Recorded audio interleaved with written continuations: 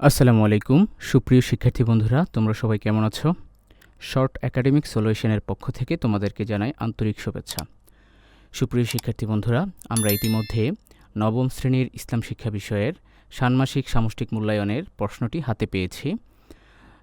তো প্রশ্নে কি কি আছে আমরা তোমাদেরকে এক নজরে দেখিয়ে দেব। কিছুক্ষণের মধ্যে আমরা এই প্রশ্নটির সমাধান দেওয়ার চেষ্টা করব, সে পর্যন্ত আমাদের সাথে থাকো।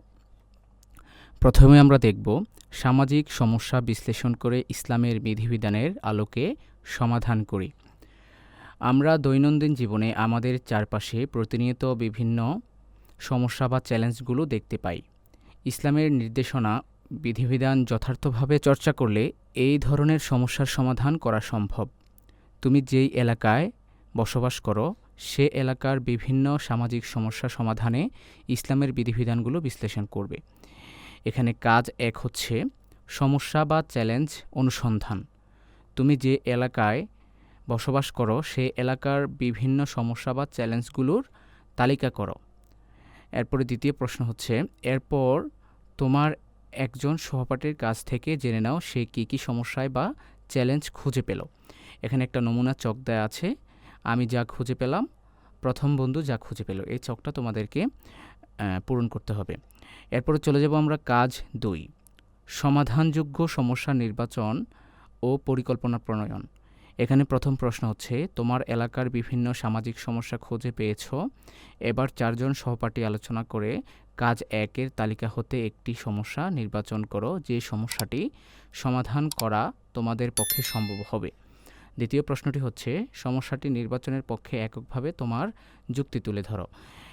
এখানেও একটা নমুনা চক আছে, এই নমুনা চকটা তোমাদের পূরণ করতে হবে। এরপর হচ্ছে 3 নম্বর প্রশ্ন, এরপর তোমরা 4 জন সহপাঠী আলোচনা করে নির্বাচিত সমস্যাটি কিভাবে সমাধান করা যেতে পারে তার একটি পরিকল্পনা তৈরি করে উপস্থাপন করো।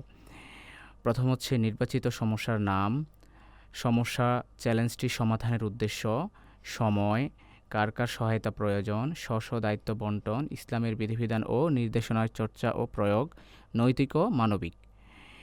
এরপর চলে যাব আমরা কাজ 3, প্রতিবেদন লিখি। তোমার বিদ্যালয় বা এলাকার একটি ইতিবাচক উদ্যোগ চিহ্নিত করো। ইসলামের নির্দেশনা বিধিবিধান ও রীতিনীতি ইত্যাদির আলোকে ইতিবাচক উদ্যোগটির স্বরূপ, উদ্যোগ গ্রহণের কারণ ও ফলাফল বিশ্লেষণ করে একটি প্রতিবেদন লিখো। এরপরে চলে যাব আমরা কাজ 4-এ। এরপর হচ্ছে কাজ 4, ইসলামের বিধিবিধান দৈনন্দিন জীবনে অনুশীলন করি।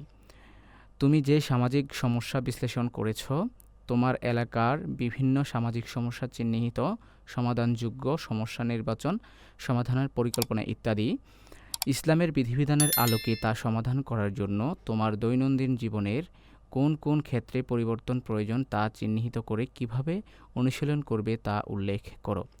সুপ্রিয় শিক্ষার্থী বন্ধুরা, এই হচ্ছে তোমাদের ষান্মাসিক সামষ্টিক মূল্যায়নের ইসলাম শিক্ষা প্রশ্নটির সমাধান কিছুক্ষণের মধ্যে আমরা দেওয়ার চেষ্টা করব, সে পর্যন্ত আমাদের সাথে থাকো।